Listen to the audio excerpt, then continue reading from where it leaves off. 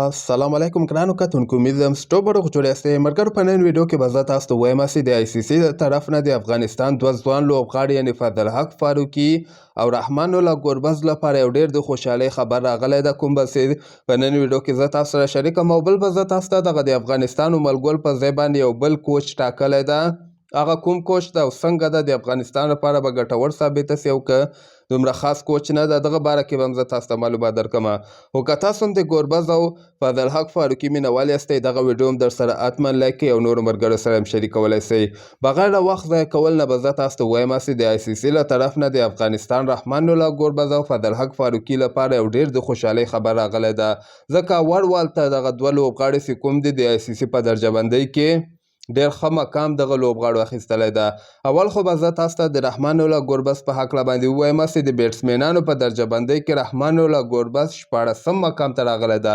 مخکې که تاسو کتلی د رحمان الله ګربز بیخي درجهبندۍ نه وه معلومه، خو د ده په زړه پوړی فارم په وجه باندې دی 14 بهترینه لوبغاړو کې راغلی ده.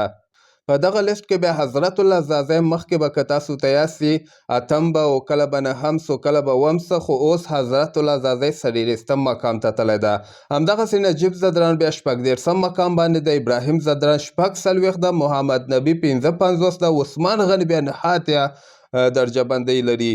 او دغلته که موږ د بالرانو درجهبندۍ وګورو، بالرانو کې بیا رشید خان اول مقام اخیستلی ده، مجیب بیا 8م مقام باندې ده او فضل حق فاروقي اول وار ته 18م مقام باندې راغلی ده.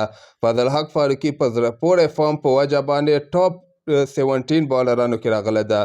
دې نه علاوه نوین الحق 42 ده، محمد نبي بیا 50م مقام باندې شتون لري. نو دا اول وار ته د افغانستان فضل حق فاروقي او رحمان الله ګربز دومره ښه مقام ته راغلی، یعنې رحمان الله ګربز 14م مقام باندې ده د بیټسمینانو په درجهبندۍ کې، او د بالرانو په درجهبندۍ کې بیا فضل حق فاروقي 18م مقام باندې ده. نو که تاسو هم ورباندې خوشحاله سوي یاستئ، ویډیو په دغه خبره باندې حتما در سره لایک کړئ.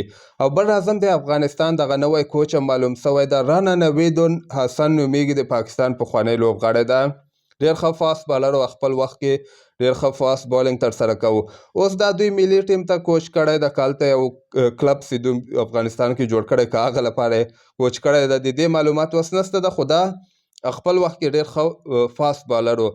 ما د ده بالینګ کتلی ده، د ده بالینګ کې بیا خاص خبره دا و چې د ده بال به ریورس سوینګ کوو، یعنې حمید حسن یو وخت کې که تاسو ته یاد سي حمید حسن به ریورس سوینګ کوو. ریورس سوینګ هغه چې په هوا کې بال تاویږي، همدغه رانا نویدون حسن چې کوم ده، ده به هم ریورس سوینګ کوو. یعنې دا ډېر ښه بالر و، د پاکستان خپل وخت کې ډېر ښه فاست بالر، سپیډ یې 140 ته رسېده، ښه کوچنګ. اوس د څنګه کوچ ثابته کېدلی چې دا به وخت سره موږ ته اندازه ولګېږي. خو د ده باره کې که زه تاسو ته وایم دا ښه بالر هم او کوچنګ کې خو مخکې نه ده کړی. اوس که راسي کوچ د افغانستان کوچ چې موږ ته به اندازه ولګېږي، خو مسخت د ده بال ریورس سوینګ یې کوو، یعنې بال یې ډېر ښه و، ډېرې وکټ هم ده اخیستلې، ډېر ښه بالر ده، دې کې شک نسته ده. که دا د عمرګل په ځای باندې تجربه به هم د ده ډېرې ده، پخوانی لوبغاړی هم ده، نو که د افغانستان د بولینګ کوچ هم دوی وټاکي نو بده فیصله به نه وي.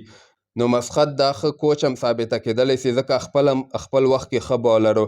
تاسو هم خپل نظر لاندې ما سره په کمنټ کې شریکولی سئ، او دغه فیسبوک پیج هم در سره فالو کولی سئ. نور ښه وخت ولرئ، الله په امان.